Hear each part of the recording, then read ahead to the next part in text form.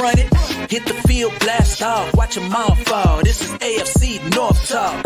Got me hype, it's about to be a touchdown. Got the Ravens, Steelers, Bengals, and the Browns. Are you listening? It's time to get it hype. Tune in when the season poppin'. Yeah, we going live. Hey, knock 'em out. Ay, first down, going hard. Yes, indeed. AFC North talk. Let's go. Hey, AFC North talk. Welcome to another edition of AFC North. Getting ready to the season. This week we all have preseason, so it's kind of crazy. Hold on, JayRoc up here over here now. What up? So I was gonna say everybody has a preseason game coming up this week, so football is back, and it's one of the craziest thing because at this time of year I'm like, I can't wait for the preseason. I want to see these kids play, and then after the first or second preseason game, I'm like, all right, I'm done. Can we just get to the regular season? I saw what I needed to see. Let's move on. I think we all go through this. It's kind of crazy, but one of the things we were talking in the backstage was the Aiyuk trade, because this Aiyuk trade is lingering. It is lingering, and the Browns got over there. Talk about for a moment, and the Steelers are the front runners. Supposedly, Aiyuk did not want to go to New England. He said no to New England, and Q was saying now that the Raiders are in the mix. And well, the Raiders aren't in the mix to get Aiyuk, right? Yeah, they're not in the mix. They're in the mix to be a part of a 3-team trade to be with Aiyuk. This is like, because Pittsburgh, so what basically is out there is that the 49ers don't want to get worse, right? They want to be able to be as good on offense as they were when they were literally a drive away from winning the Super Bowl. Okay. Like, that's how close they were. They're not going to trade and get worse. They think they're on the cusp of winning a championship. Especially in the NFC. There is no package Pittsburgh's offered them where they feel like they get better on offense or even close to the same that they are on offense. They need more juice offensively to make this trade happen with Pittsburgh. So maybe the Raiders have somebody that they're interested in wide receiver. Everybody shifts to Devontae Adams. Yeah. I think that's very far-fetched. But maybe there's somebody else that they're interested there too. Don't look good, right? The one trade package that makes sense is the one that Cleveland offered, because you could get Amari Cooper, you get Elijah Moore. If you want somebody young, you go after Jerry Jeudy. You get Elijah Moore and Cedric Tillman to get two guys under contract for a while. There's a lot of ways you could do it. That's the report that's been out there. The Browns have offered the money. He does not want to come to Cleveland, from what I can tell, because it would have happened by now, right? If there was enough mutual interest with Aiyuk in the Cleveland Browns, and that wasn't a big factor in this, the deal would be done, because the 49ers have already said that they're fine with that package, right? They presented it to Aiyuk as, hey, if you want to go here, we're fine with that. We'll send you there. He wants to go to Pittsburgh. From everything that we can tell, Pittsburgh cannot put together a package that the 49ers find compelling. And I know some people are like, well, maybe you got to add a first-round pick. Again, the key thing that I think a lot of people are missing in this, the 49ers are not trying to get good next year. Yeah, I agree. They are trying to win, right? They got to play Brock Purdy after this year, right? Like, they aren't trying to be really good for a long time. They're trying to win a Super Bowl. Kyle Shanahan has been on the cusp of winning a Super Bowl for year after year after year. He wants to break through. And if you can't trade Aiyuk for something that's going to at least keep you at that same range, then you might as well call his bluff and see if he's going to show up come September. Because what's the risk? Because if all I'm getting offered is second-round picks, and what was it? It was comedic. It was like some dude that they signed a couple of years ago. And like Dan Moore. What I need that for? Yeah. You're not even offering me Jalen Warren. You're not even offering me, like, you ain't got to offer Pickens. Because you're not even Freiermuth. But they have no use. He was in the talks. So Dan Moore was in the talks. They have. I think they wanted GP, but obviously GP's not for sale. Calvin Austin was in the mix. Like I said, Pat was in the mix. It makes me wonder this too. Did they give up Deontay Johnson too quick? If you still have Deontay Johnson on the roster, do you have a compelling enough package to throw at them? Have you been reading any of the reports from Panthers camp? Well, this isn't about what's going on with them in Panthers camp. I'm pretty sure I get it, but I'm sure it's going on the football. But still, right now, you had a wide receiver you were willing to get off of in Deontay Johnson, who people at least thought enough of to at least say, hey, if we lose Aiyuk, we get this guy under control at $18 million. It's not that bad of a deal. And then we still got Debo. We can still put something together. And he can stretch the field, which is what Aiyuk does best for the Niners. You're talking about trade capital. Yeah, but with Deontay Johnson being gone, what did y'all trade Deontay for? Like a third? No. Dante Jackson and a fourth round pick. Jackson maybe it was either a fourth or a sixth. So that's all I'm wondering is like, hey, it's a serious question. If you still have Deontay Dropson, whatever you want to call him, do you have a better chance to make this deal happen? Because it seems like the issue is they're not trying to get worse at wide receiver right now. I think they could offer them a first. I don't think it matters, right? Like the first round, 2 second-round picks is a pretty high draft compensation, right? A 6th-round pick. That's equivalent to 1 first. So I don't think this is about the draft compensation, even though like you can argue that Pittsburgh's being shady there. Maybe San Francisco wants those 2 second-round picks, but I think it's about that wide receiver thing. And I think Pittsburgh, I wonder if you could ask Omar Khan, put truth serum in him, if he's wondering, damn, did I pull the trigger too quick on that Deontay Johnson trade? Because even if he wasn't in practice, even if he was holding out or had an issue with the Steelers or whatever, you would still have that piece in the bucket to offer here. And you might have more of a chance to finish this deal while losing nothing because you were still going to get rid of Deontay Johnson anyways. Yeah. So to add to that, to those trade details and stuff like that, when we speak about Deontay Johnson in this aspect is addition by subtraction. And with that being said, I think that we got rid of him and we offloaded him for what we needed to get out of him to a team that could probably use him, or a team that we could probably get away, kind of like how we did with Chicago when we traded Claypool up there and got, what we got for Claypool, and we wound up getting JPJ. With that being said, like I said, we definitely got a pick out of Deontay.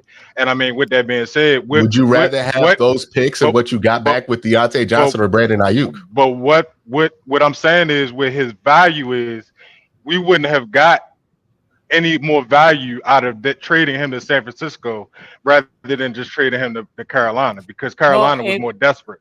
Carolina's more desperate, so they're gonna give that. But nobody's gonna but nobody's gonna pay him $18 million. So that for a year. I feel like if they had the option of Deontay Johnson, who was 1,000-yard receiver, to replace him with, I think that they would take that deal. The thing with Deontay, it's better than trying to sell him Calvin Austin. Yeah, Calvin Austin isn't going to work. I mean, Dante Jackson is cool. It's cool, but the Steelers have gotten away with, marginal cornerbacks before. Like, who's to say that there's not like a camp cut down that you guys could have gotten somebody? I mean, it's hindsight is 2020, but I do think that Q has a point. Like, if you guys had Deontay Johnson, I think this deal is done because you guys wanted to. I agree. I think it's more capital to trade, but he wouldn't have gotten what he wanted anyway. So, like I said, I think that Pittsburgh made off better because they got what they could get from a team that was a little bit more desperate than San Francisco. So even if it was San Francisco, go ahead. No, I'm just saying, even if it was San Francisco that we waited to trade Deontay to, I think we'd have had to trade Deontay. We might have had to trade somebody else in addition to a draft pick in order to get Brandon Aiyuk instead of maybe like a 1-for-1 and a draft pick. Or maybe a draft pick and Deontay for Aiyuk. We wouldn't have got that's what what we I got. think it would have been, a draft pick and Deontay for Aiyuk. I think they would have taken that. I do think that they would have. I'm surprised that you said that the Pickens is untouchable.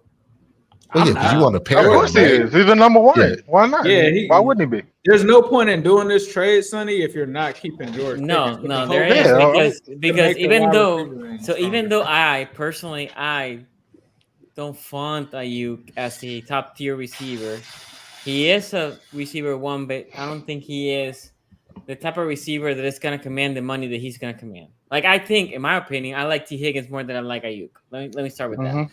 Yes, sir. Okay. Saying that, That's fair. Saying that, Aiyuk is, in my opinion, at least as of right now, eons or has produced eons more than what George Pickens has, right? And if you telling me that you're gonna no, you can't come on, man. If we had Brock Purdy in the system like that, come on now. Come on. Listen, my point is, are you willing to? Hey, what draft was Brock Purdy in? The same thing in Pickens. I don't know about eons if Brandon Aiyuk is what 1,300 and George was 1,100 last year with like Kenny Pickett, Mason Rudolph. Right. I mean. Yo, he almost got 2,000 yards the last two seasons. He almost got 1,000 yards both last season. I got it, and also he doesn't have to share the bulk of the throws. Like there's not much. Right? Ooh, hey, don't fall into the Allen Robinson trap. Don't fall in. Don't fall into the Allen Robinson trap. No, it wasn't because it was DJ. JayRoc. I'm not saying you. I'm saying Sonny. You gotta be. Well, no, Sonny is saying that. Don't fall into the Allen Robinson trap because we thought all these things about Allen Robinson. Oh, he could get 1,200 yards. The production there. And I remember making the point very clearly and earnestly. Hey, dog, I've seen when these wide receivers have big years on sorry teams. It's not always the goal it looks like because somebody got to get them yards. Like, and it's kind of like when somebody scores 30 points on a basketball team that's ass. It's like somebody got to get 30. It's a double-edged sword. Now, the one thing I would say with the Aiyuk thing, what it sounds to me is the Niners have agreed to a couple different teams, right? Like they have said to the Pittsburgh Steelers, you can negotiate with them with Aiyuk. They said it with Cleveland. They said it with the Patriots. Supposedly the Patriots were gonna offer him like 33, and he said no, I don't want to be in the Patriots. I wonder if he's just looking for even more money, which is kind of insane. But maybe he's thinking his market is that hot. I don't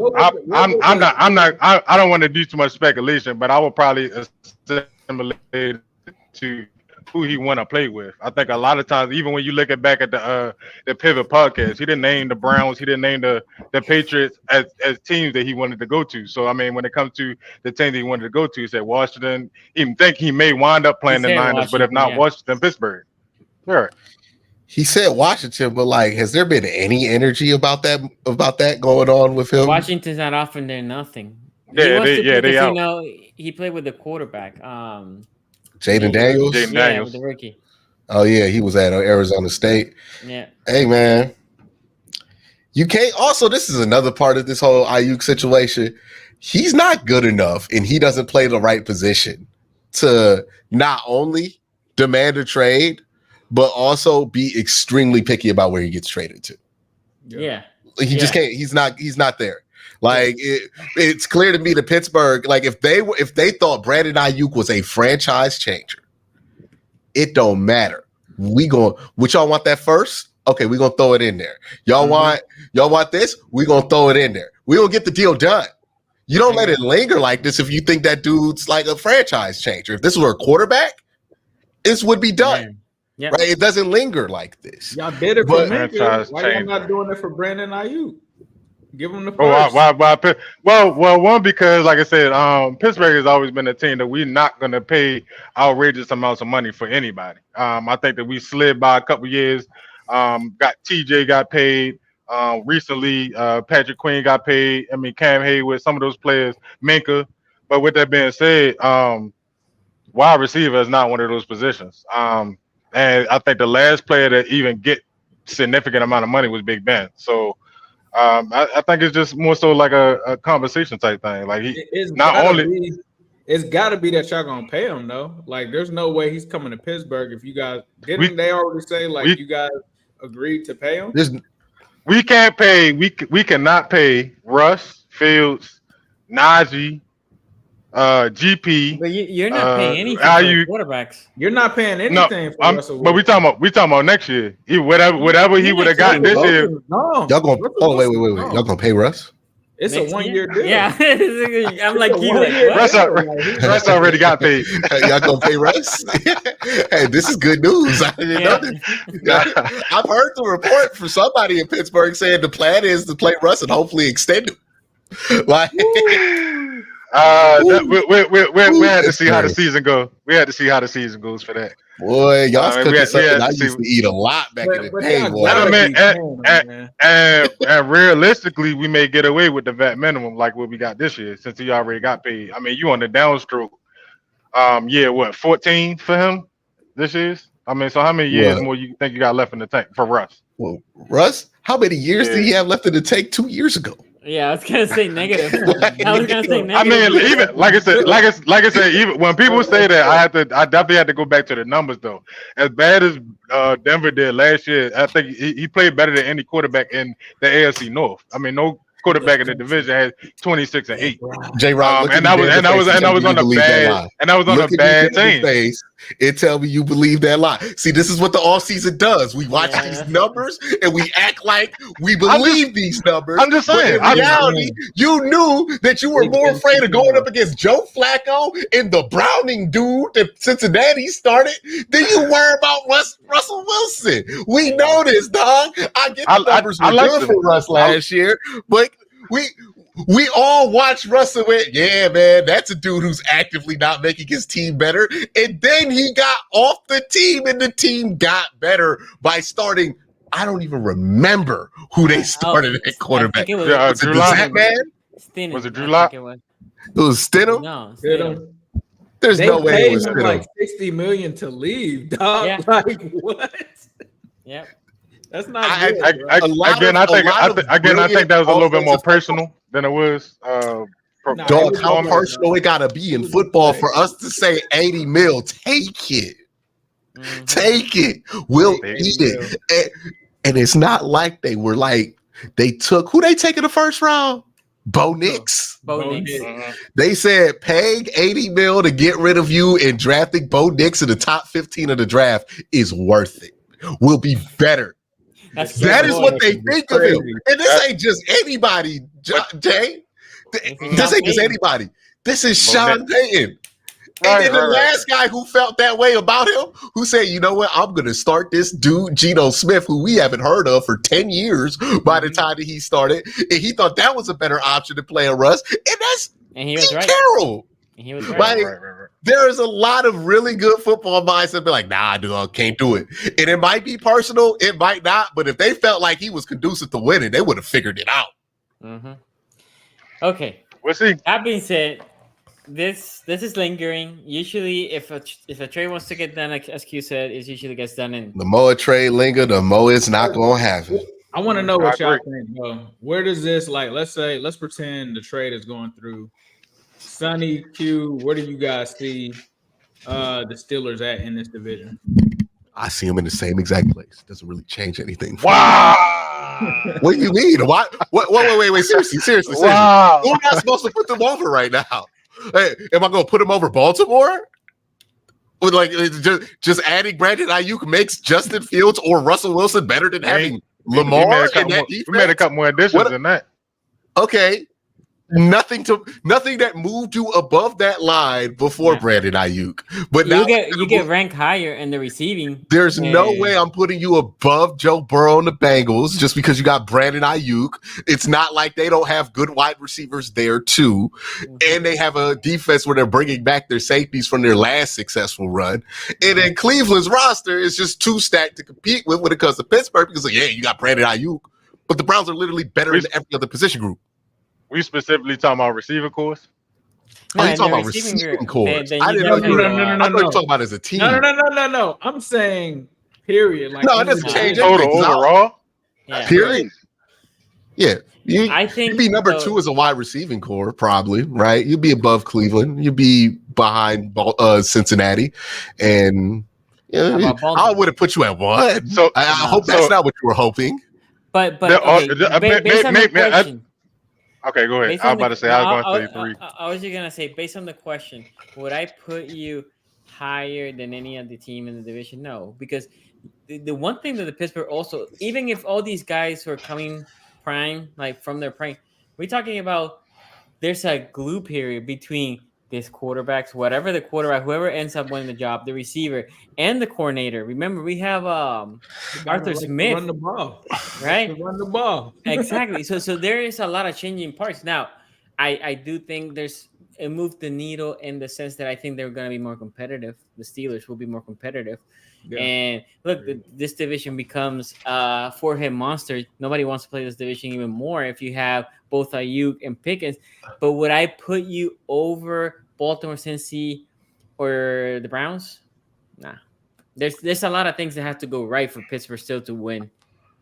Like, I don't think this makes Pittsburgh's offense dangerous. Deadly, no. Nah, like it did. Like, yeah, you have George Pickens. Yeah, you have Brandon Aiyuk. We don't know if that offensive line's got it together. You're playing both of your draft picks at right tackle right now. Like, Dan Moore is still starting out there in camp. Correct. So, so we're trusting Russ to like run this top high caliber offense. This guy that we're all assuming all the energy in Stiller camp is saying that he's getting outplayed by Justin Fields, so much so that people have to reiterate, hey dog, he's actually starting. Like he's just getting more time. Wide receiver. He's taking a little bit more time than Justin Fields to get acclimated to the new offense, even though he's been around NFL offenses for 12 years. He was hurt. Yeah, his calf. So he's not even at 100%, and he's cooked Russ. He ain't cooked, right? Look, but I just wanted to add three pieces, right? I just wanted to add three. I just wanted to add three pieces. So when we talk about improving from last year, of course we could talk about the Russ Fields combo. I think Russ and Fields, even if y'all think he's the worst quarterback in the division, he's an upgrade over Kenny Pickett, Mason Rudolph, and Mitch Trubisky, right? That's a plus, right? Yeah. We're going to agree on it.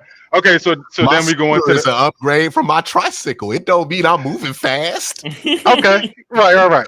Okay, all right, bet. So then we talk about defense. We go into the middle. We go into the linebacker position. I think Patrick Queen is an upgrade from Cole Holcomb. Would you agree? Mm-hmm. It's another. Yeah, you got a little bit close to the league average. Dante Jackson, the captain for the former captain for the Panthers cornerback defense.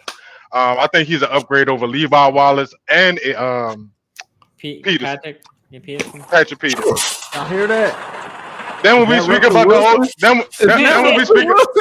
when we speak about the O line, like I say, the draft speaks for itself, man. I'm confident, so I love the banter. Okay, that might get the trade done, right? Fautano, you said Fautano, but I don't think Dante Jackson being an upgrade from Patrick Peterson and what was the other one that you mentioned? Patrick Queen.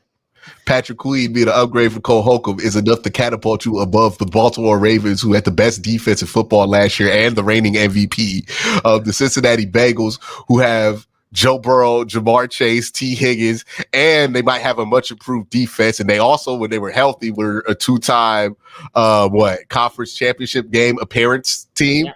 And then the Cleveland Browns, who won 11 games while going through 5 quarterbacks and had the best defense in the NFL, arguably better than Baltimore's last year. They were so good that people actually thought that they were the biggest threat to the 1 seed with Joe Flacco at quarterback. Now, say what you want about Kenny Pickett being bad. All I know is last year we went 5-1 against the same teams and the same players that we talking about with all these injuries and stuff like that. So yeah, I'm not saying you are a bad team. No. But when we speak up, you're comparing them to 3 teams that are going to get better because one of them is just better in Baltimore, and the other 2 were better and they're healthier. But y'all will all agree that every offseason move, trade, draft pick that each of y'all teams, respective teams that y'all made, continue to upgrade. Like you continue to upgrade over the improvements of Pittsburgh. So the improvements of the Ravens are better than the improvements of the Steelers, and vice versa. I think you're looking at it as if we all entered the offseason on equal footing. The Ravens did not get better this offseason. Let's try. But the Ravens did not get better this offseason, in my opinion.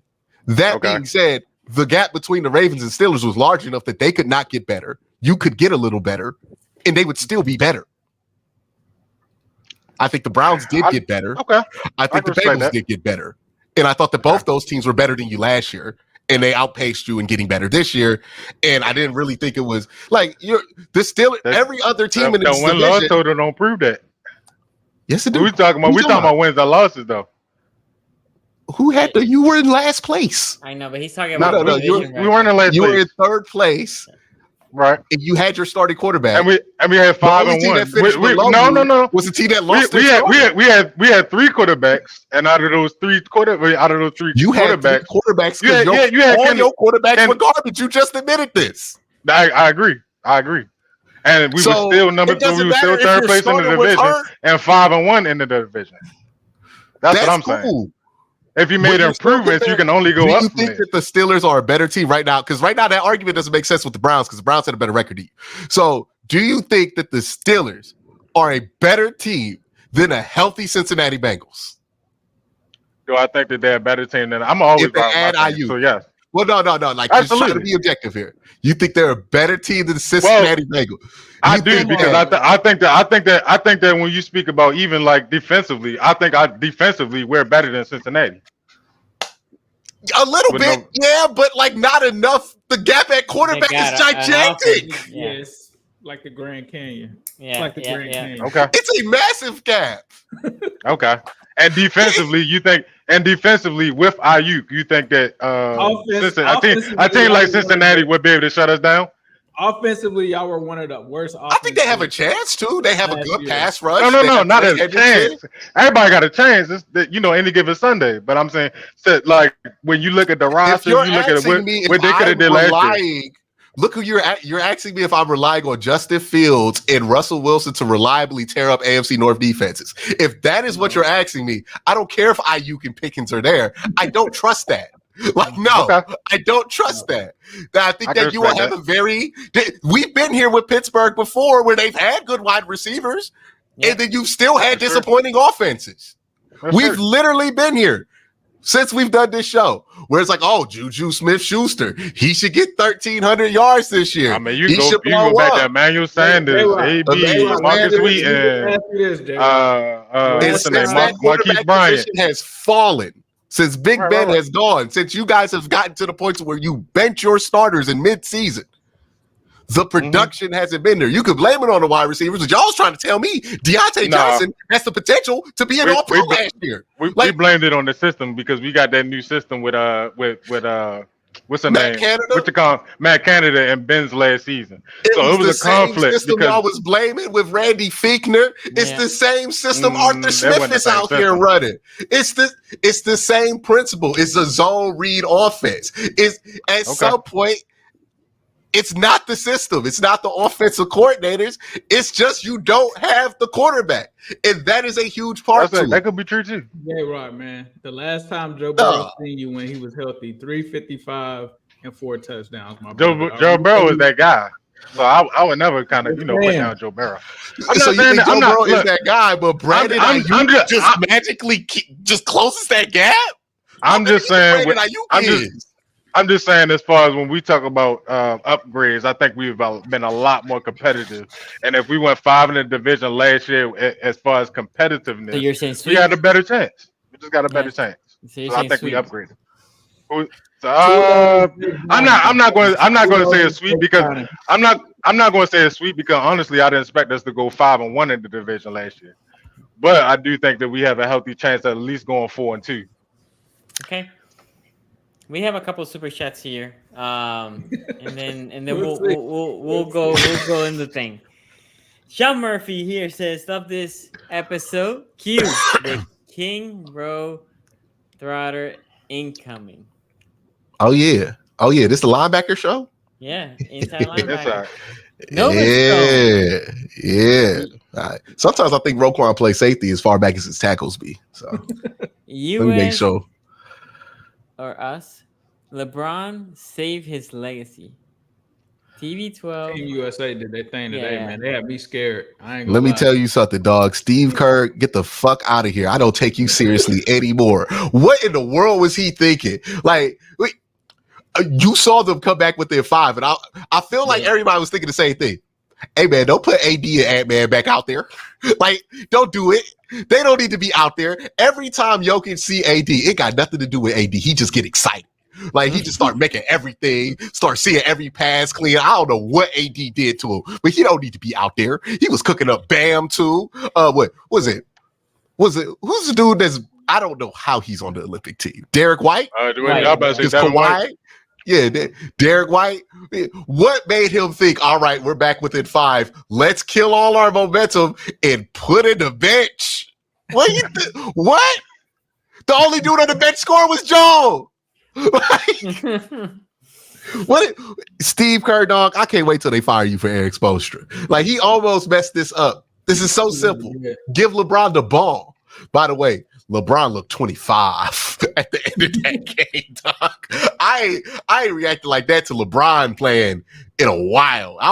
That layup he had at the end, I was like, damn, he can still do that? Mm-hmm. That was damn. Steph Curry for 36, like that was crazy. But by the way, Serbia Team team USA has no business in that game. Well, see, what the Serbia team does have is that dude.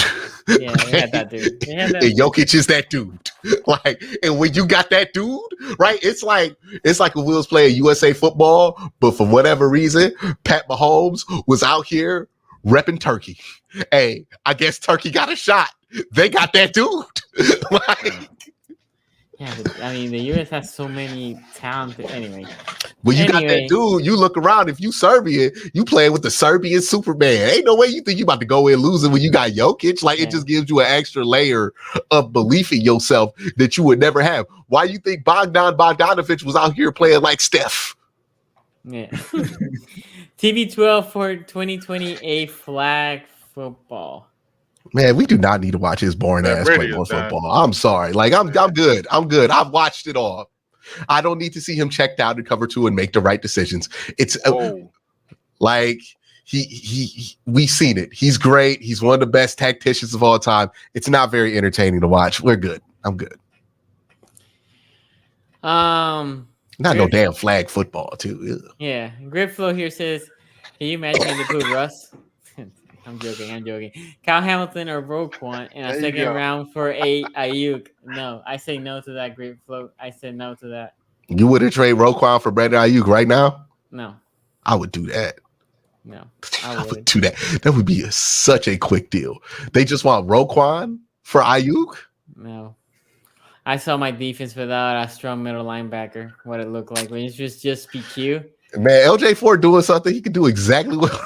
No.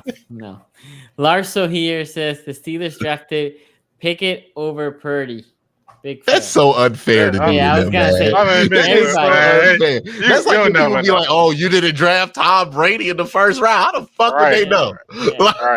I was gonna say everybody passed. It definitely would be interesting to see him on a team like Baltimore or a team like even one of the teams in the division, where though he has to carry the team, but he can't use the same system, or he's not in the same system like he is out there. I will never understand how that Kenny Pickett thing just happened out of nowhere. Like people just made it a thing. I've never seen it be manufactured in such a way. He was a first rounder? Yeah, Ace. Wasn't I on record saying this? Like, as it was happening, I'm like, this dude is a 3rd round pick. Yeah. What is everybody doing here? Why are we talking ourselves into him being a 1st round pick? They're like, oh, you're just got mad at me. And the line because he got drafted in the 1st round that he could be Andy Dalton. I was like, feel like that's Cody Kessler, dog. Like, I know a Cody Kessler when I see it. Like, you're not even gonna get mediocrity out of him. Like, let me tell you, mediocrity is rare to draft at the quarterback position. Yeah. Professor Chaos here says AFC North argue like family on Thanksgiving. Yes, sir. Yes, sir. Then Babe here says first Q. Hey, maybe Brandon Aiyuk could be traded by Thanksgiving. Maybe hopefully it'll be by the end of this podcast. So Babe here says first, Quincy, relax, and you did predict for my Browns to get Brandon Aiyuk. Stand on that boy. See, this is what I be talking about. When the fuck did I say that? The Aiyuk was coming to the Browns? I don't remember. When did I ever say? I think the highest I ever got was 15%. I was like, yeah, it's a 15% chance. Honestly, I was more skeptical the more news came out of Brandon Aiyuk. See, I be telling y'all about this. People just make things up that I said so they can argue against it successfully. Right? I never said that. What? The only thing that we talk about in this pod, at least in this pod, about Aiyuk was always we hinted that why the Steelers not getting Aiyuk. Like why? Like we talk about that even in the receiving show. I remember JayRoc saying, but I didn't think it wasn't a possibility that the Steelers could get him. I know like JayRoc was saying that. But he felt like they had a good chance of getting it. I don't ever remember Q talking about Brandon Aiyuk at all. No, because Q has been very hype about his wide receiving core with Judy and Doug, I'm the number one advocate that we should be paying these dudes $30+ million. Why would I be like, yeah, it's a done deal. We got the $35 million receiver coming here. Yeah. Anyway, that being said, let's go get it started. Linebacker show. Let me go first. You want to go first? Okay. Number 4, Baltimore. I want to put a Cassie here. Wow. Now I kind of want to do it. I think here is just because how the Browns structured the position, they have to go number 4. They play probably 4 linebackers deep. Their safeties are more involved in their linebacking responsibilities because they like to put Grant Delpit in the box. They like to put Ronnie McLeod in the box. So they're going to be thin here. All they really have is JOK and Jordan Hicks. It's a fine duo, but there's not much depth there. I think JOK is going to be one of the better linebackers in the division. He has the playmaking instincts. I think he has the coverage ability, the athletic ability, the side-to-side ability, all that stuff to be a dominating player. And maybe if he just doesn't like get off the field at all, then the depth doesn't end up mattering. But linebacker is a position where I do think you need to be 3 or 4 deep, especially if we're talking about teams, 2 of them that run 3-4s, right? So there's going to be way more linebackers in this convo for a lot of them. You're talking about Cincinnati, who has a really good young linebacking core. You're talking about Pittsburgh, who has probably, outside of JOK, the most talented linebacker in the North. And then you're talking about a veteran linebacker in Roquan Smith for Baltimore, who knows where to be and to play the role the right kind of way. That subtle big. What do you mean? Was that not a compliment to Roquan Smith? Go ahead. He's a really good tackler, downfield. But I think with JOK, there's some questions there about is he going to be able to replicate the consistency that he was able to at the end of last year. Jordan Hicks, I think, is a complete wild card. Older than Anthony Walker, so you got older at that position. Hopefully, with the hope that you're going to get a little bit more athletic. It's a dangerous gamble to make. And if something goes wrong, you get an injury there, then you're going to be left with a lot of dime packages or a lot of light packages where I think could be a little bit more vulnerable. But I like JOK. But JOK is the only one I really like in that linebacker room, so I can't put him any higher than 4. Hold on. We had 100 coins here. 100 coins. Appreciate that, bro. Big shout out to John Moore here. I appreciate your great content. Love listening while I'm driving. Shout out. Gotta be a fellow trucker. Brother. Shout out to you.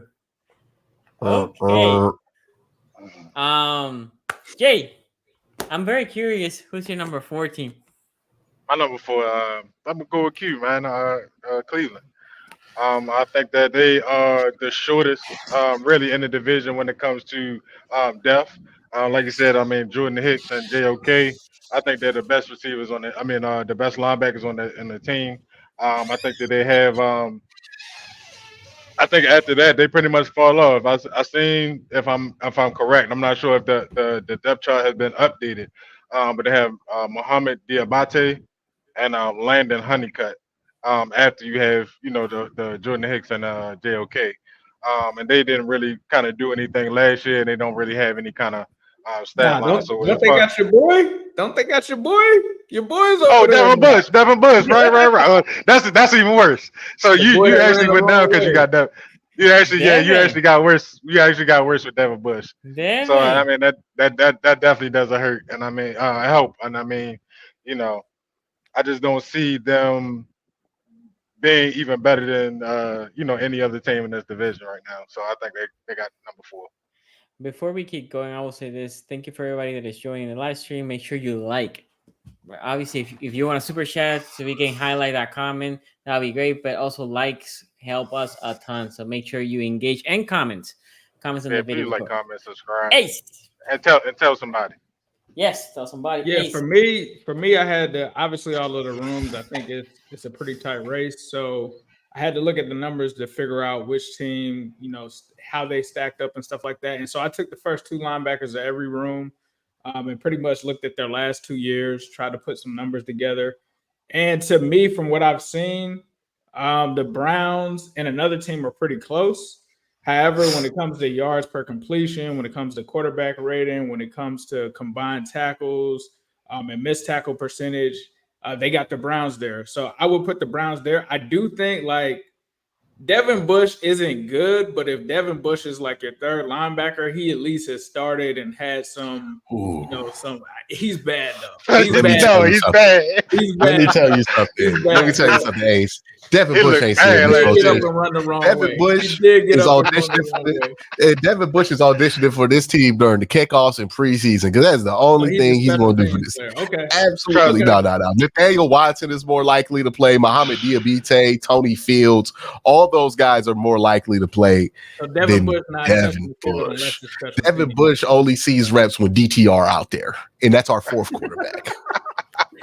Well, so I mean, from that standpoint, looking at those metrics, the completion percentage is 76%. I got to put them there. I do agree with Q. I think JOK is good. One of the missed, I think, things from the Houston game was how well he played, because obviously everybody was focused on the result of the game, but he actually played pretty solid in that game. So JOK is the guy, but like you mentioned too, Jordan Hicks is 31. I don't know if he's turning 32 this season, so that's a big factor as well. That also gives them an average age of 27, which is the highest in the division thus far. But Jordan Hicks being 31, I got to go with Cleveland here at 4. Ain't it crazy when you call a player old as dirt and they your age? Their football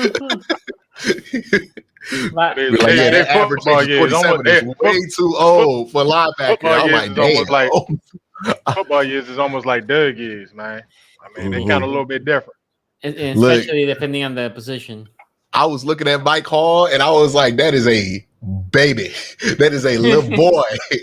He's 20. He was born in 07 or something like that. I'm like, nah, dog. These are children in the league now. Like, look at that young man. I'm at the point where I might call them young men now. Like for the rookies. You getting old when you start calling your rookie players freshmen. That's how you know you're getting old.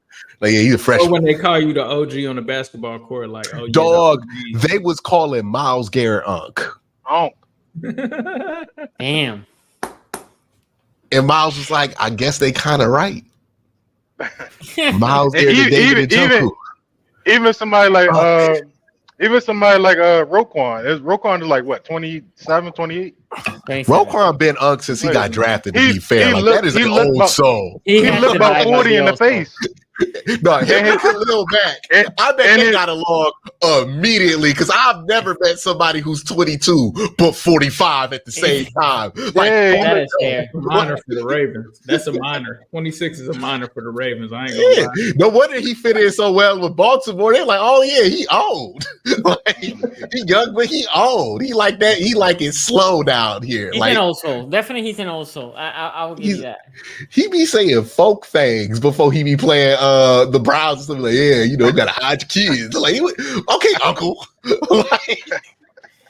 So, before I go here, by the way, the poll right now has Baltimore first at 46, Browns 27%, Bengals third with 17, and Steelers with 10%. That's the poll. Polls open there, 150 something votes so far.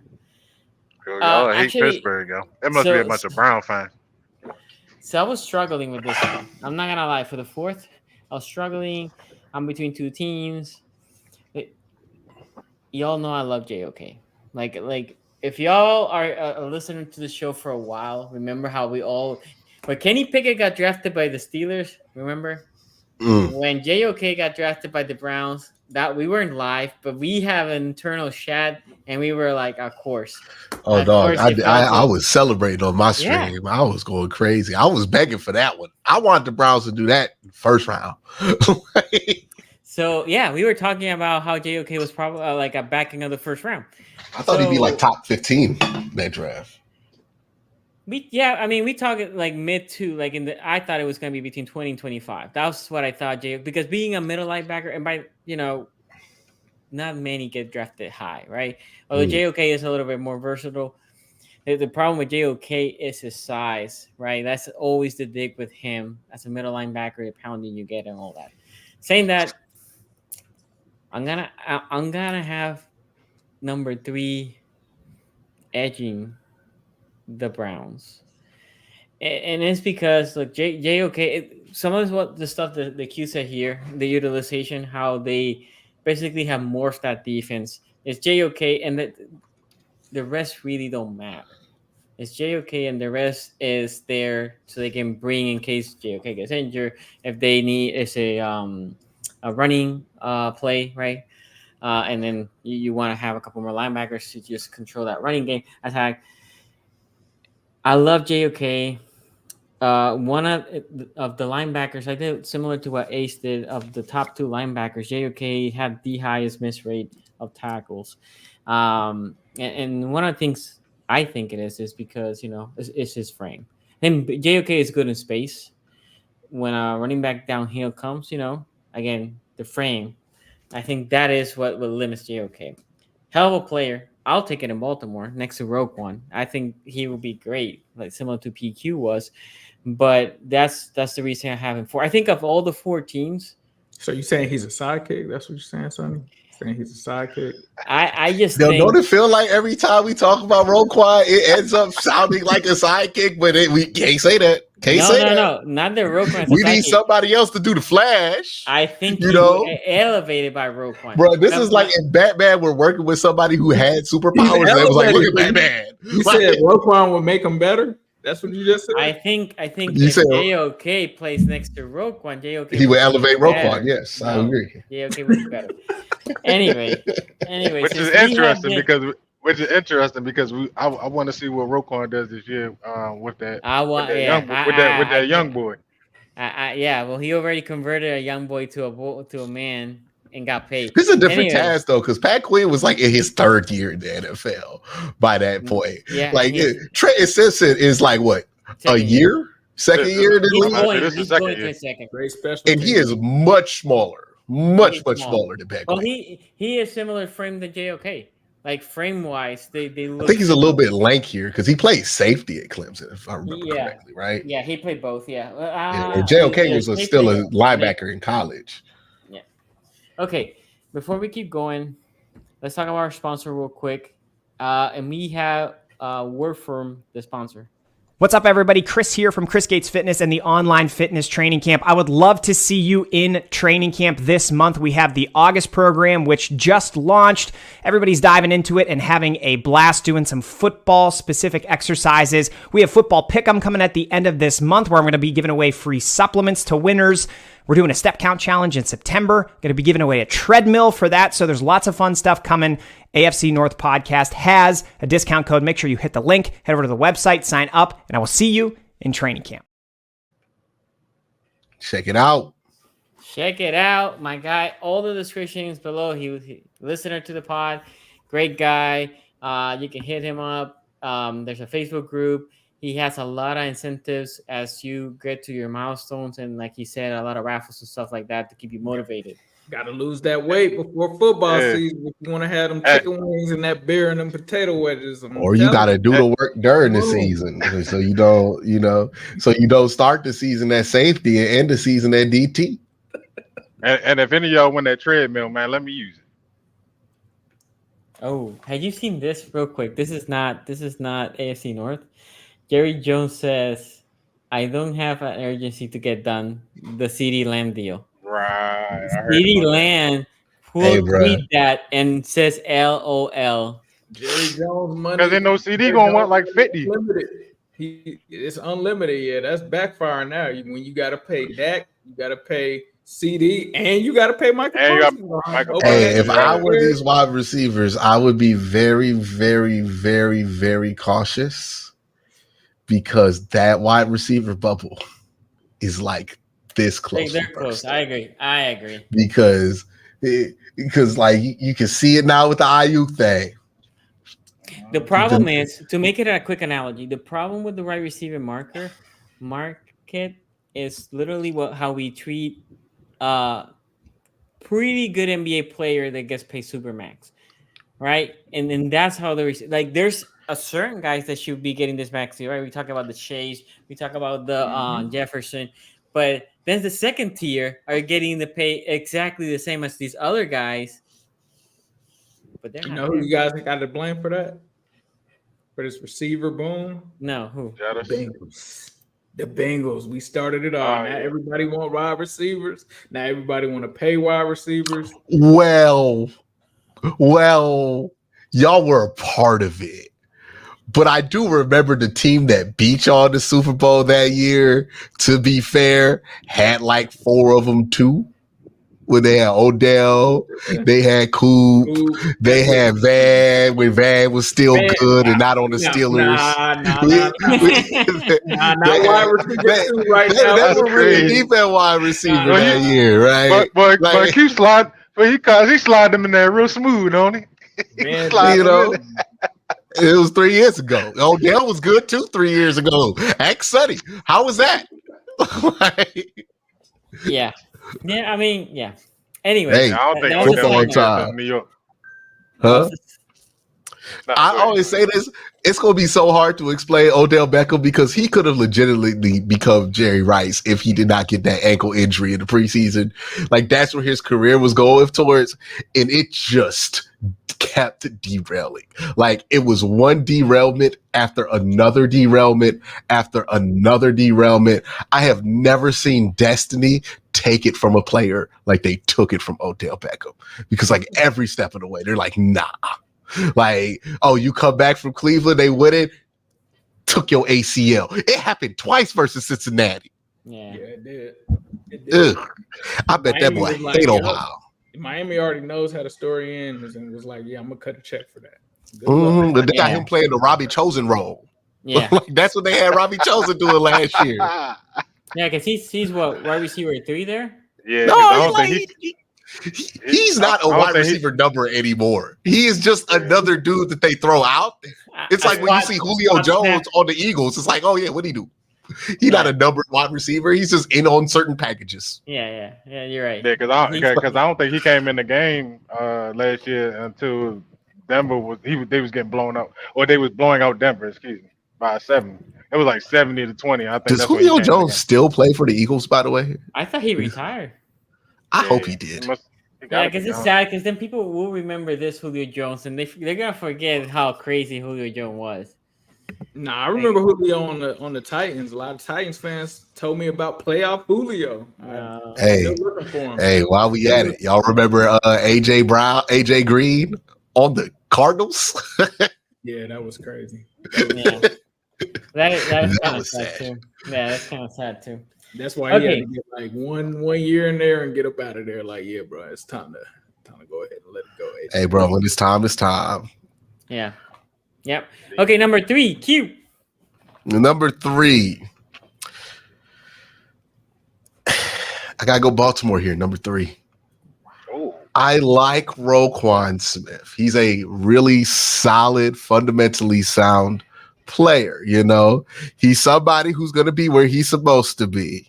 He is a good hand to have on defense. Short tackler, Roquan Smith is probably the shortest tackler in the North. Only a 6.4 missed tackle percentage, and he does play make in the run game. Was number 3 in the North last year when it comes to stops at linebacker, behind a Landon Roberts and JOK, which is interesting. Had 103 tackles last year. Here's where it starts to fall apart for me with Baltimore. There's a lot of relying on Trenton Simpson to fill a role that Pat Queen did at a high level last year. We're talking about at a Pro Bowl level. I know that Baltimore fans have convinced themselves that Roquan Smith got there, put his arm around Pat Queen and sprinkled some magic shit in his ear, and then Pat Queen automatically became effective again. I don't think it's that simple. I think that Pat Queen also got better on his own, and that was going to come whether you had Roquan Smith or not. That being said, Roquan Smith is a very good player. I don't think he's like the best linebacker in football, but I do think he's very solid. He's a solid coverage guy. He's not a liability, but he's not necessarily a playmaker. Like, he's not going to make a ton of plays on the ball. We know this about him. He is a fire extinguisher. That's what I call Roquan Smith, a fire extinguisher. This ain't no insult. Why y'all laughing? Why y'all making it worse? Why y'all laughing? I'm just trying to figure why a fire extinguisher. A fire extinguisher, right? Yeah. Because a fire. Because when there's a fire about to be started, clear it out. Clear it out. You ain't even worried. It ain't gonna ruin your day, right?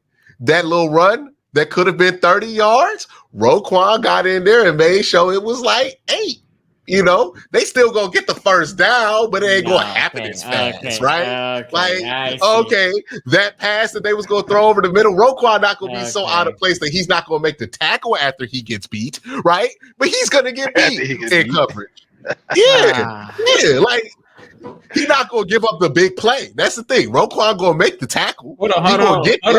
He's not gonna give up the big play. What happened? He gave up a couple big plays. I said nothing about the fourth quarter. I said nothing about the fourth quarter.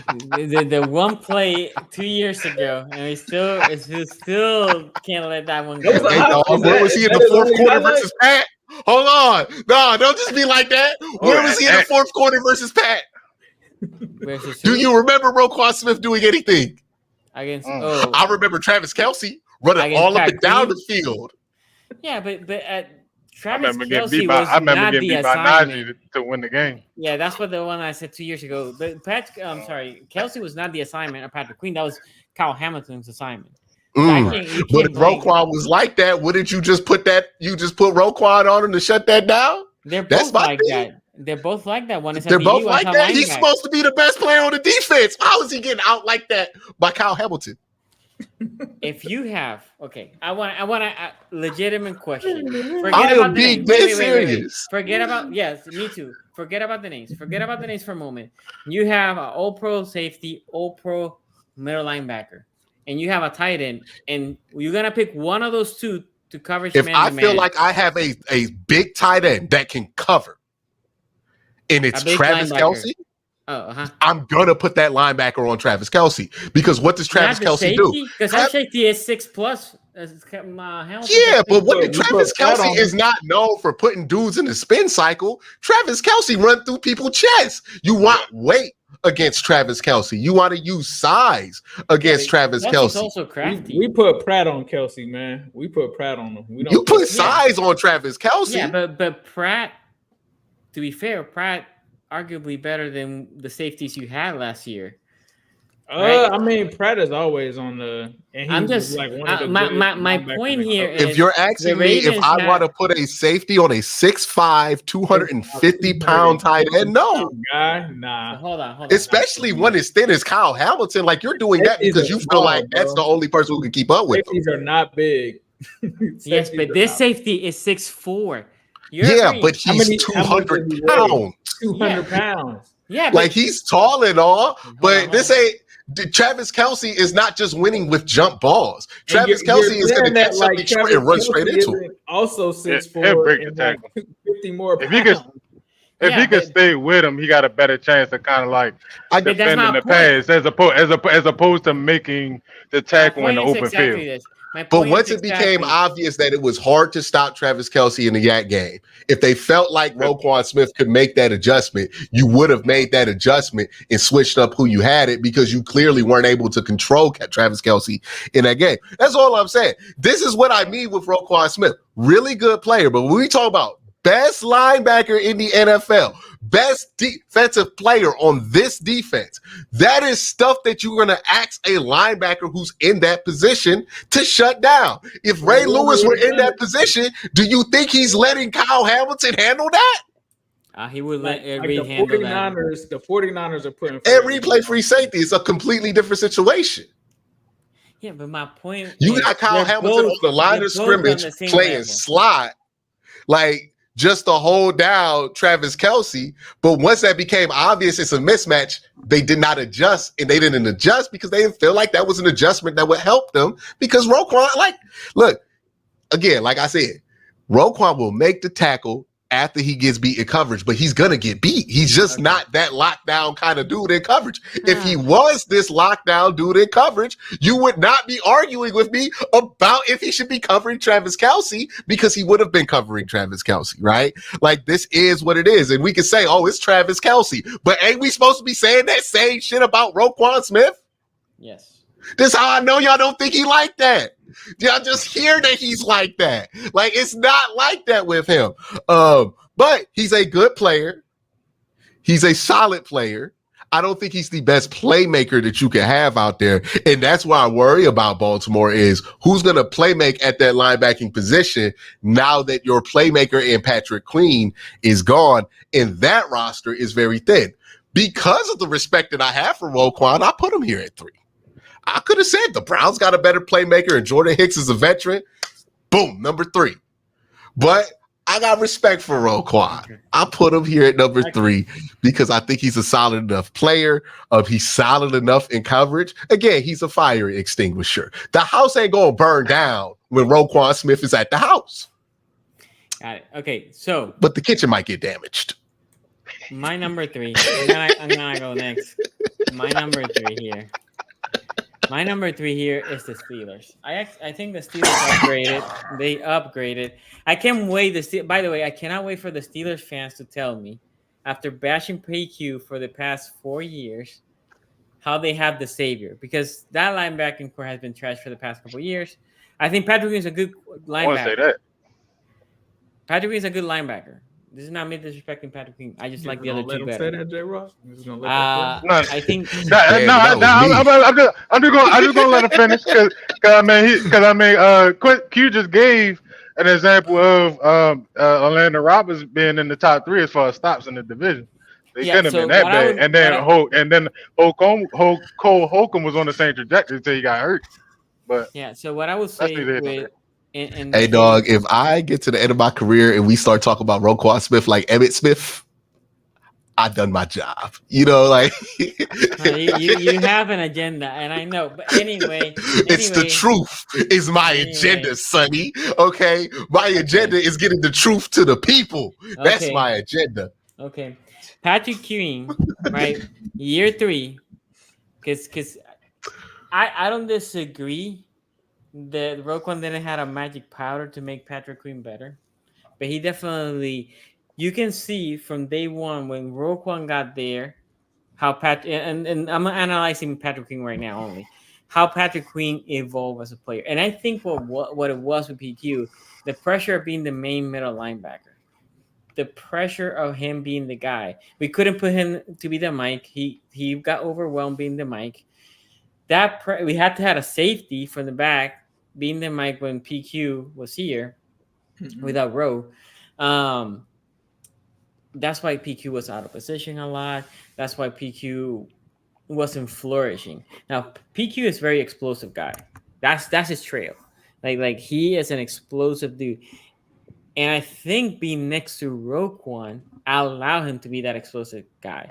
Basically, they said to Patrick Queen, you play free. You play blitz. Like Patrick Queen probably is one of the highest blitz percentage guys for middle linebacker in the NFL, because they allow him to just, okay, go. You go blitz to the middle, to the side, whatever. We'll keep Rowe to clean over here, to clean the pass and all that.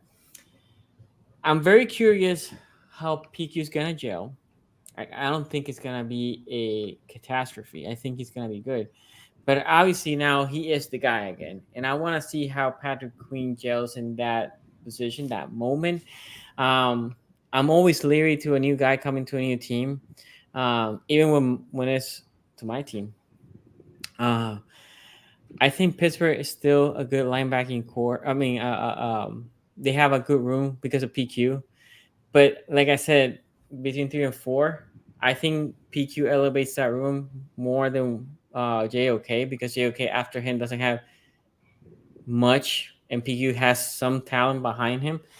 But I don't know. I want to see what PQ does without Roquan, because what I saw without Roquan a year and a half ago was not great. He was the punt of all our jokes here. PQ, right? Like literally, that's what PQ was in this show.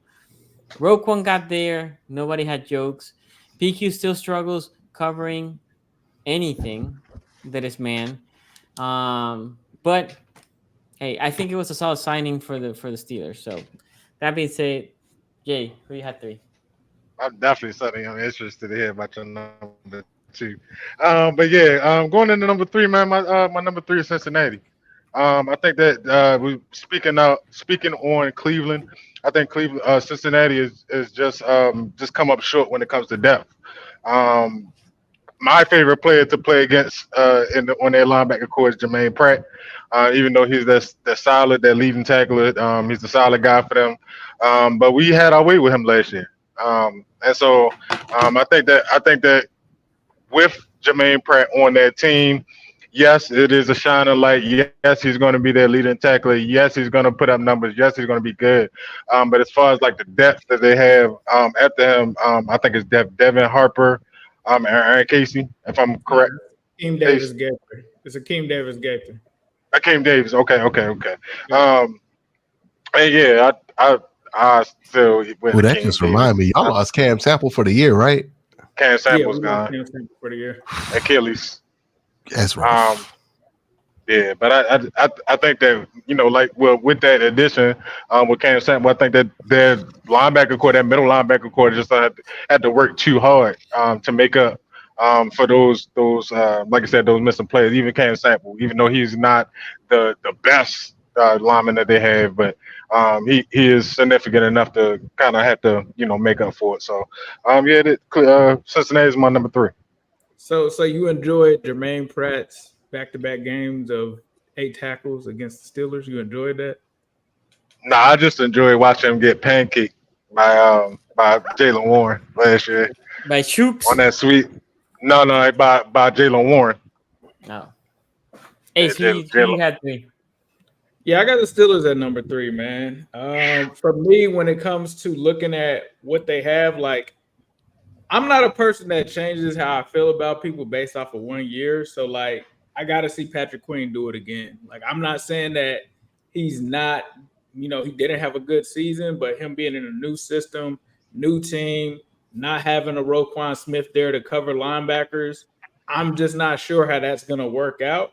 But when you look at the numbers, this is also a linebacking core that doesn't get interceptions. They got the lowest number of interceptions when it comes to the whole division. They also allow between Landon and Pat Queen, like Sonny was saying, who can't cover, they allow the highest out of any of these duos that we have with a 79% completion percentage. So they are basically food when they are in coverage for the most part. You see them Pittsburgh linebackers, you can definitely eat on them.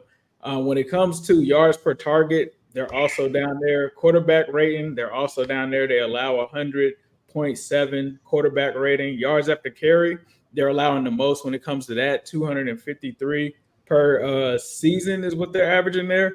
And then, like you talked about JOK missing tackles, they missed a lot of tackles too. Matter of fact, they missed more tackles than the Browns did. And they also have an 8% missed tackle rate as well. So they're good when it comes to sacks. We know that Pat Queen can get sacks and stuff like that. But I don't think that they can cover to save their lives. So I got the Steelers here at number 3. That definitely haven't been good over the past few years. So I definitely give you that when it comes to coverage. But like I say, injuries and stuff like that, bad drafting. Like I said, we were speaking earlier about Devin Bush. He's one of the key contributors when you speak about the foundation. And then, like I said, just the fluctuation. I do like Peyton Wilson. Quan Alexander. Yeah. I do like Peyton Wilson, though. He's got some potential. So we'll see what happens there. But I did like that draft pick of Peyton Wilson. So we'll see where they go from here. Respect. Okay. Q. Who's your number 2? Got Cincinnati here at number 2. I think these two guys had a down year last year, Logan Wilson and Jermaine Pratt, but I think they'll bounce back and have a stronger year this year. I think a lot of that had to do with a lot of the issues they had with safety, to be honest. And I think getting those veteran voices back in that room would be really helpful for them. I'm interested to see which Logan Wilson we get this year, because there are times where Logan Wilson is like this absurd playmaker, especially in coverage. And I felt like we just did not get that version of him last year as much as I would like to see. Jermaine Pratt, I just felt like Jermaine Pratt had a down year as well. But that could have been done too because of the injuries that they had with DJ Reader too as well. So they made some upgrades to defensive tackle. They should be able to play a little bit more unrestricted. Sorry about that. But I think they'll be much better this year. I think we'll remember why we were arguing if Logan Wilson and Jermaine Pratt were better than Pat Queen and Roquan Smith. Okay. My number 2 here is going to be the Ravens. So, what I think Roquan is the second best linebacker in the league. I think Fred Warner's better. I think Roquan is the leader of this defense. Not only we talk about he changed Patrick Queen's again a year and a half ago. If you go early, up to week 5 or 6, nobody was talking about McDonald the way that we talk about McDonald now. That defense was lost. Patrick Queen is the general of that defense, is the person that puts everybody in their place as the play goes. He is the one that has this defense as a glue playing as a unit. The issue with this Ravens linebacking core, you're going to say something, Q? No, I just sent a message. Oh, I'm sorry. The reason or the problem with this linebacking core is depth. And it will go down to depth, right? We have a couple of guys that are undrafted guys that they're coming up through the slopes, right? We have Board, we have the other guy, Ross, right? We have a couple of guys that they're more downhill. I love the potential that my guy has. We were talking about him just now. Sorry, I got distracted here at the conversation. 23. I like his potential. I like him a lot. I think he could be good, but I cannot in good conscience say that he's there already, right? Even though I think Roquan will be a great mentor for him, Roquan will be good for his growth. He's not there yet, right?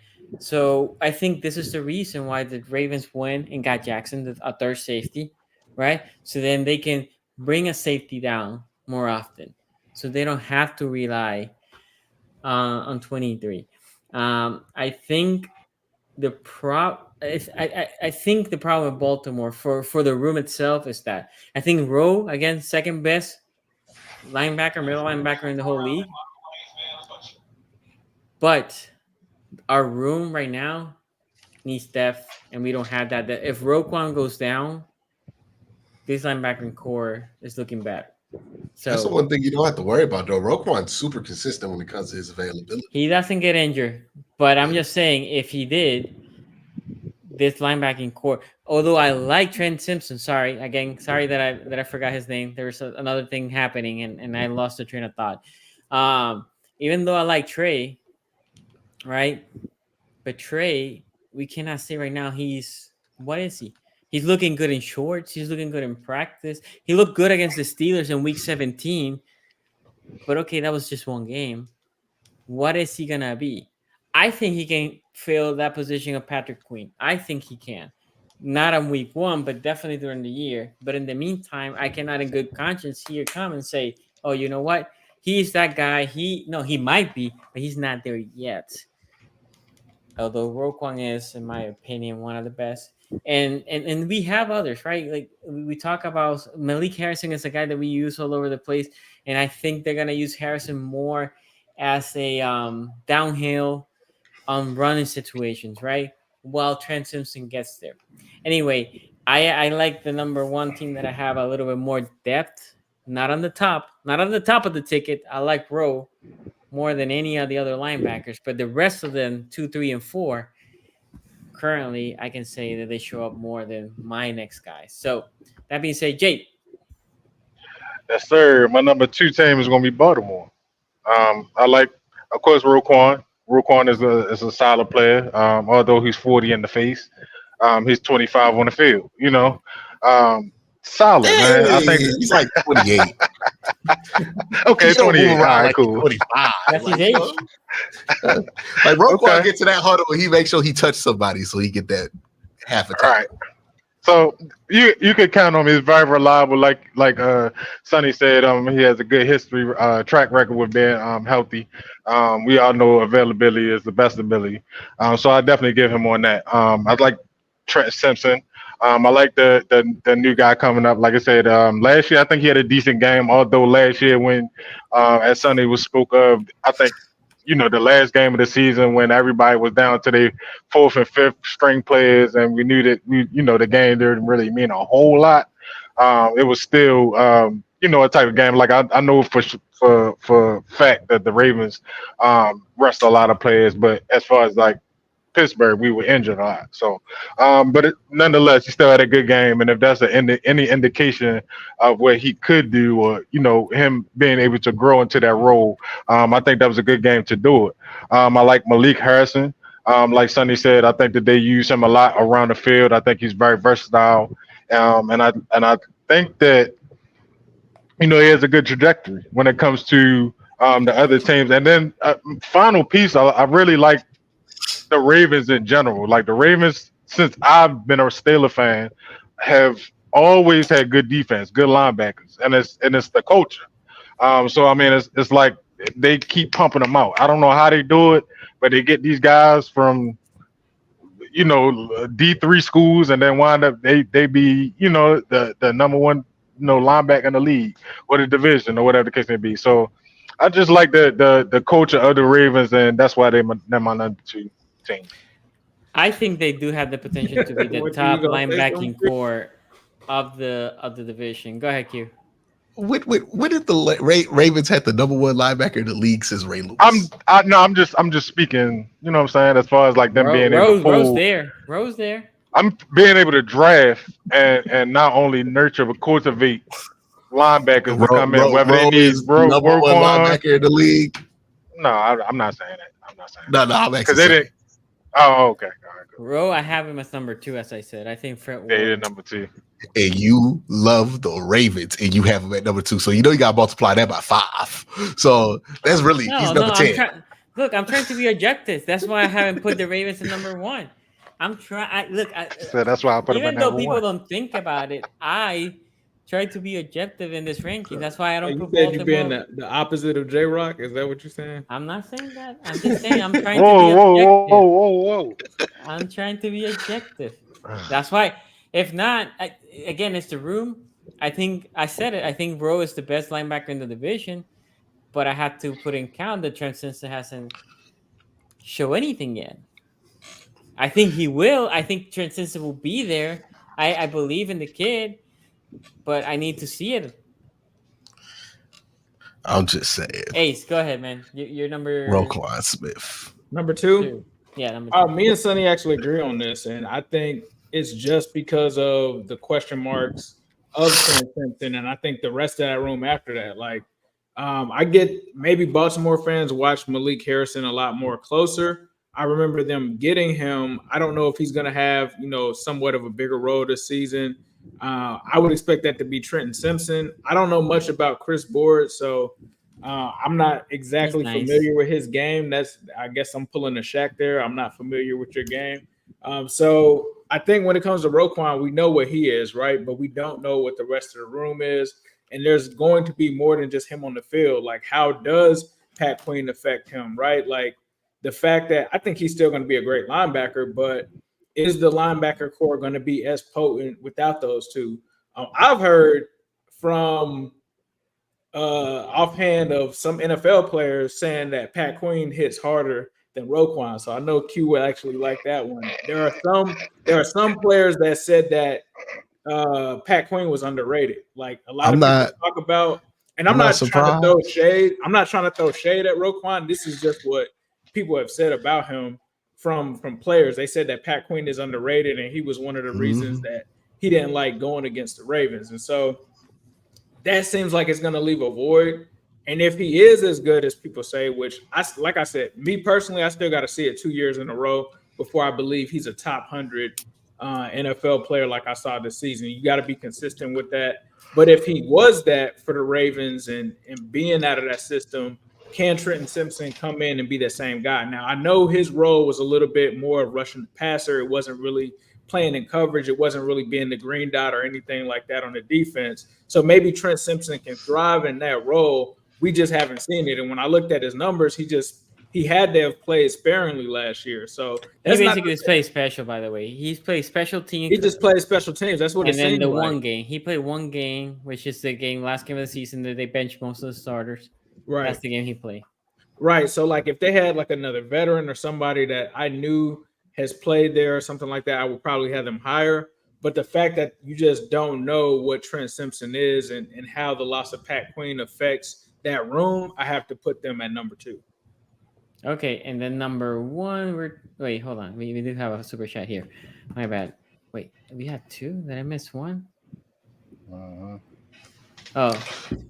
there you go. Q, other than Travis, who actually has cooked Roquan? That's from Nightmare Kilo. Najee Harris. Are we serious? That was the one play. Come on. This is why I be asking. Like, people not listen to what I say. I didn't think I had to say it. Yeah, like people not listen to what I say sometimes. Did I say Roquan Smith was a liability in coverage? Did I say he was getting cooked in coverage? I'm saying, nah, man, like Roquan ain't gonna get burnt all the time, but he's also not gonna shut it down. That's all I'm saying. He's solid in coverage. I think we also acknowledged, right, that he wasn't on Travis Kelce, right? I think Sonny said that it was Kyle Hamilton. And if he were somebody they felt like was a top tier coverage guy, they would have made that adjustment, which is my point. What they feel like Roquan is a really good run stuffer, right? That's when they give Roquan chances to go downhill in that defense and make some plays. And to be fair to Roquan, that's where he does. Now, the one thing Roquan does not have going for him is a 3.9 average depth of tackle, which is not great for a run stuffer on run plays. Like, you giving up 3.9 yards per carry, basically. Like, that's not great. But it shows that he's active in pursuing in that run game, albeit somebody like JOK does have a 1.2 average depth of tackle number there with way more TFLs. But that brings me to why I have different roles. Q, before you go to your number 1, can I just do the 2 super chats that I have here in the queue? Oh yeah, my bad. Ray Rack here says, looks like Brandon Aiyuk might not be the only wide receiver who might want a new team. Jerry Jones said, I don't have the urgency to get a contract done with Lant, and CD doesn't seem to be happy about that quote. Yeah, we talk about it. He quote tweet LOL when the on Twitter on the report. And what in the Narnia here says they 100 had ranked Roquan Smith miles ahead of Debo. That's when I knew some BS was going on. Well, Debo wasn't that good this year. No, but people like that might have been a valid enough ranking. That was a lot of hurt. He was hurt a lot. Yeah. Yeah, but that's kind of what happened with Debo, ain't it? That and because of how he plays, right? Because he plays that receiver, running back, hybrid type of thing. Well, it could be how he plays. Without Aiyuk, like he's gonna get even more touches. Like that's gonna. I don't know if his body is gonna be able to sustain. They're counting on the kid from Florida. What was his name? Oh, I like that Ricky Pearsall. Pearsall. Yeah, I think they're counting on him. Yeah, they got Ricky Pearsall. And Robbie here's Chosen. the thing that's most mind-blowing about all of this. Remember how we thought that Christian McCaffrey should have won the MVP? Yeah. Yeah, man. How is he only worth $15 million, but Brandon Aiyuk's worth 35? Position. Why? Like, is Brandon Aiyuk $20 million more dollars.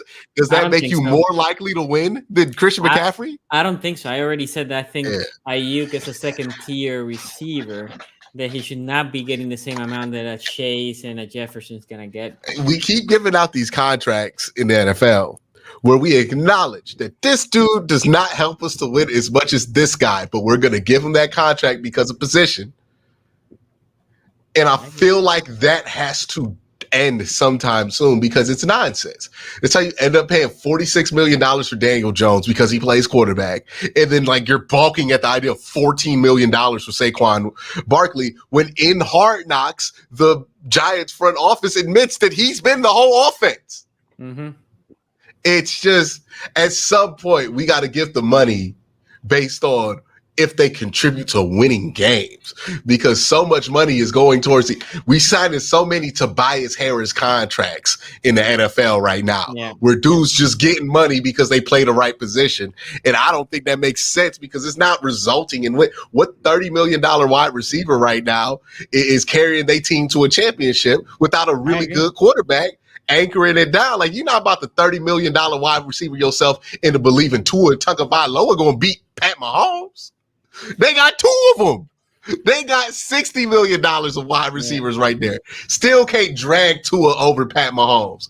And what, Tua worth, 45 now? 50? Mm-hmm. Wow. I agree. I completely agree. All right. But anyways, am I allowed to go number one? Yeah, go ahead. Hey, man, I've said this for a while. I've said this all last season. Feel like Pat Queen slept off. Feel like Pat Queen was the better player in that linebacker room with Baltimore last year. And I feel like the narrative has opened up this avenue to where people can just easily discount Pat Queen and what he contributed to the Baltimore Ravens without actually thinking about it, to the point to where you just kind of let him go without thinking. But this dude was making plays. Like, I don't get, like, people are saying he's a system linebacker. I saw the plays he was making last year. This is somebody who was top 5 in the NFL when it comes to tackles for loss. This is a system player. Usually the dude we're calling a system player is the guy that gets 100 tackles and the average depth of tackles 4 yards. And we're talking about him being a nice hand on the defense and a veteran voice. That's usually who we talk about being the system player. You don't usually talk about the best playmaker on the defense outside of Kyle Hamilton being a system player. That's insane, because where was the system before Pat Queen was doing this? So let me just add this, because sorry for interrupting.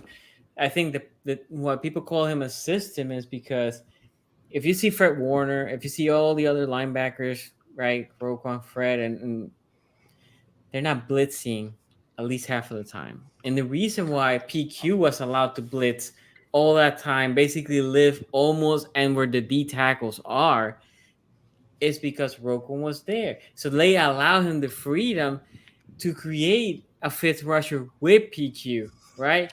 And that's why you can see, and again, he played out perfect.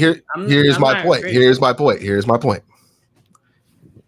Usually the player that you allow the freedom to play make is the player you think is the most special. Or the least reliable outside of that. You don't let the least reliable dude make the most decisions. No, because the decision is you're going to go after the quarterback. Because the decision is for Roquan Smith to hold it down on this gap to make sure that this play doesn't get out of hand, and to let Pat Queen make the read on whether he should hold, fill, or go downhill.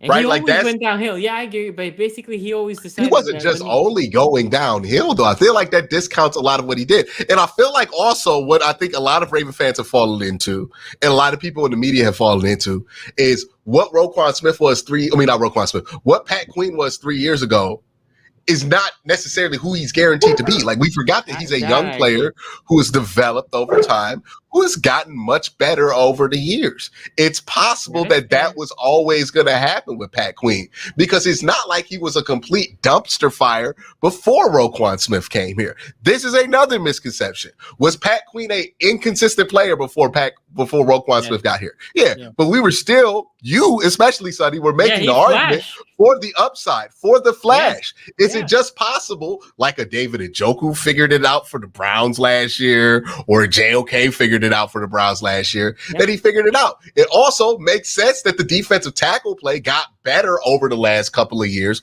once Roquan Smith got here. Like, I don't think it's all you plug him in, you plug him into the system. He was allowed to do what the system allowed him to do.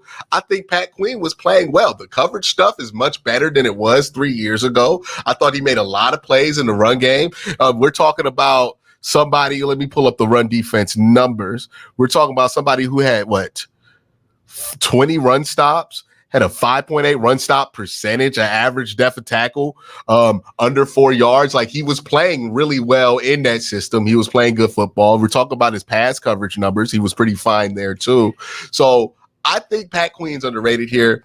And then another player I think is underrated, and the reason why I'm going one over here is somebody by the name of Landon Roberts, who I was shitting on last offseason, right, when the Steelers were talking about Landon Roberts. But Landon Roberts put together a nice season. Now, Landon Roberts kind of does the same stuff Roquan Smith does, right?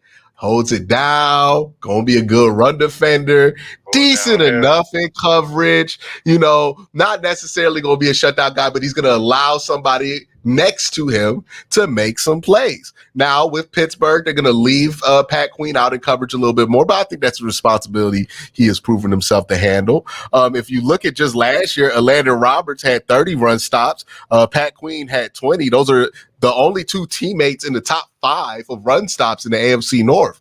So we're talking about a tandem that can stop the run. We're talking about a tandem, that can play make at a high level. We talk about a tandem that's young, athletic. I think this has the most potential in the North, and I think this will be a really, really solid room to complement what's probably going to be a bad defense. Offense. Jay. Hey, they're going to be on the field a lot. We got to be honest about that. They might. They're going to be on the field a lot. As they should. But yeah, I'm going to go with my boys, man. Pittsburgh, number 1. And speaking of statistically, I think with the players that we have now and the additions and stuff like that, the most productive in the division. I definitely love like I said, the addition with PQ. We all know what PQ can do, and how he's now probably going to be used more so in the pass coverage aspect of our linebacking defense. Like with Quincy said, with Landon Roberts being more the downhill player. In addition to that, we definitely have another well-rounded player in Cole Holcomb, with his tackling ability, his aggression, with him being able to cover as well. He also had a decent year last year until he got hurt.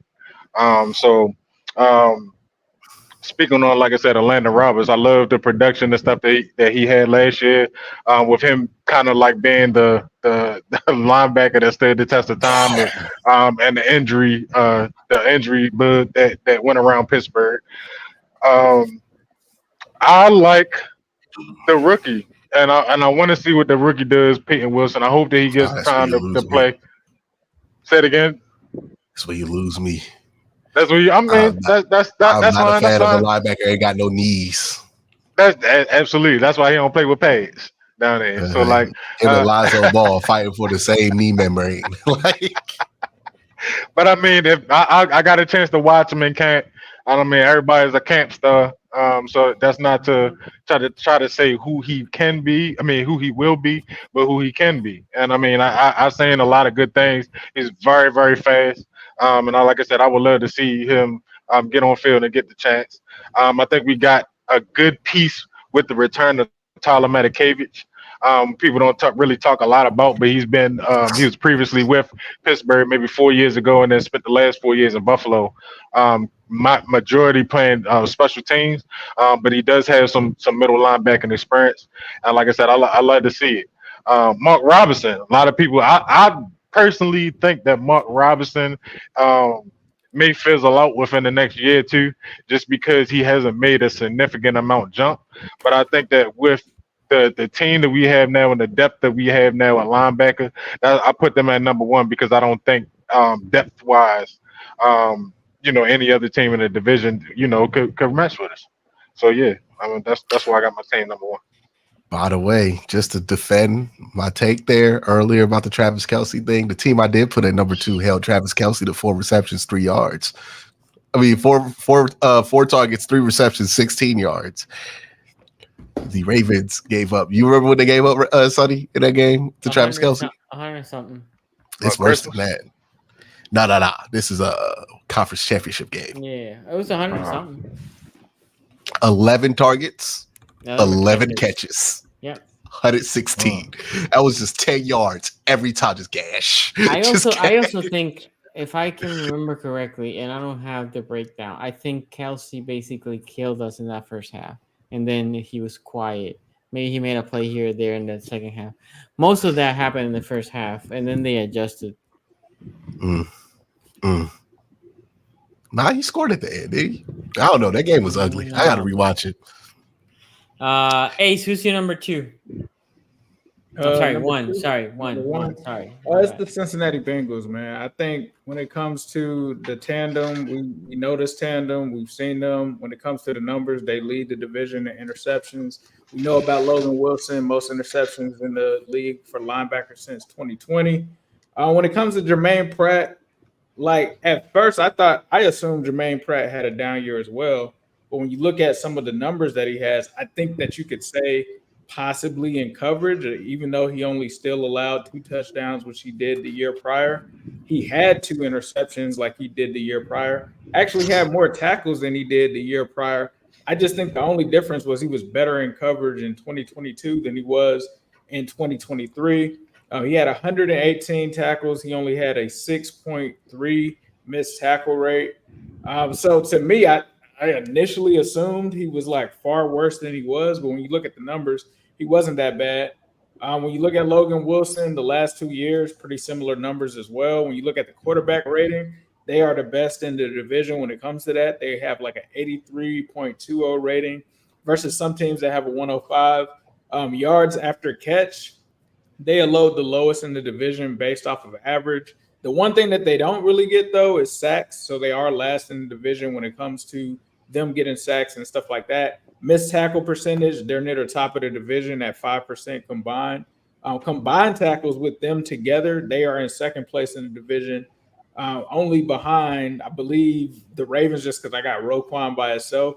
So I didn't really have anybody to put him with, but they're able to do that. But the thing is, I think most people don't know about Akeem Davis-Gaither, and there were some times where I think Jermaine Pratt was out. There was one game.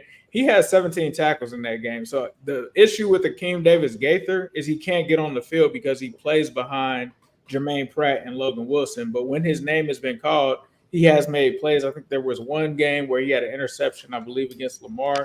He had to step in for Logan Wilson being out with the injury.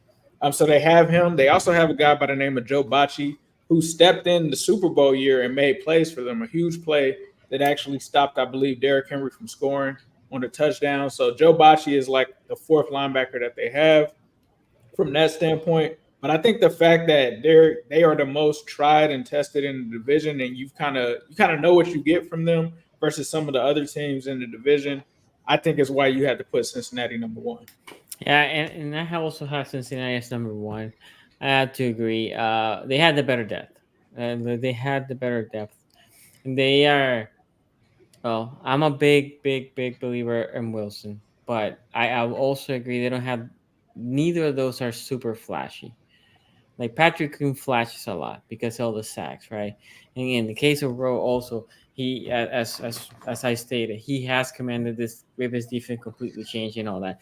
But in the case of Wilson and Pratt, they're the most. Well, they've been together the longest as a tandem, and they play well together. And they're both good. We're not talking. I think if I just say solid, it could be seen as a disrespect because they're better than solid. They're actually good linebackers.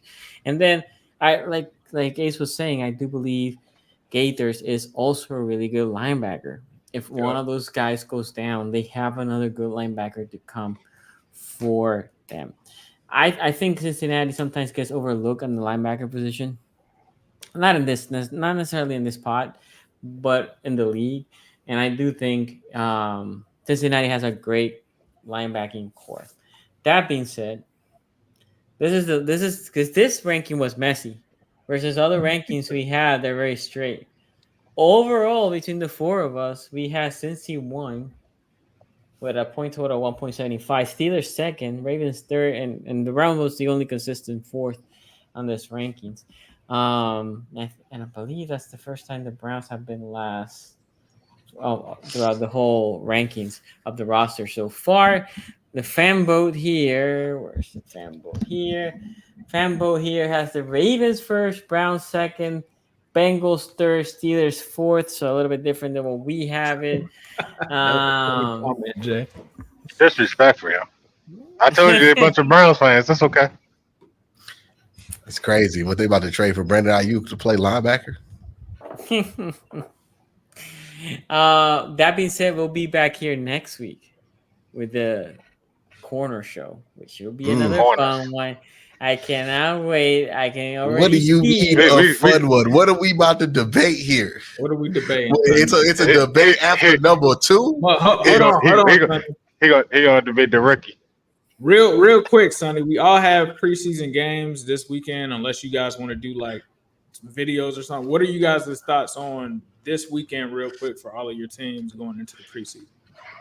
So the biggest thing for the Ravens, it's gonna be nasty here tomorrow. I'm actually scheduled to go there with my daughters because they haven't been to a Ravens game. I said, I'll take you to a preseason game. And it's gonna be nasty tomorrow in Baltimore. Like Jay, you know, you live here. It's gonna be stormy bad. So I thought maybe Wiggins was gonna play. You know, some of the young bucks that they're hoping to make. You know, to be a highly contributor. Not in that storm. I think you're gonna see no one playing for the Ravens. Sadly, I think no one plays for the Ravens tomorrow because of the rain. If it wasn't raining, I think not the starters, but the next group. But yeah, so who do y'all play against, Sonny? The Eagles, and I expect the Eagles to play nobody either. So, okay. How about you guys? Ace, what do you think? Yeah, we got the Bucks. I'm actually excited because they're actually gonna play the starters. Like, if you're a Bengals fan or you've been following the Bengals, we never play the starters, which is honestly, in my opinion, contributed to the slow starts. We've never really seen Joe Burrow really in the preseason that much outside of, I think, like a series. So the fact that Joe is going to play and the fact that we're going to see the offensive line, which is kind of crazy to me. The last 2 years, we've never put the offensive line starters out in the preseason.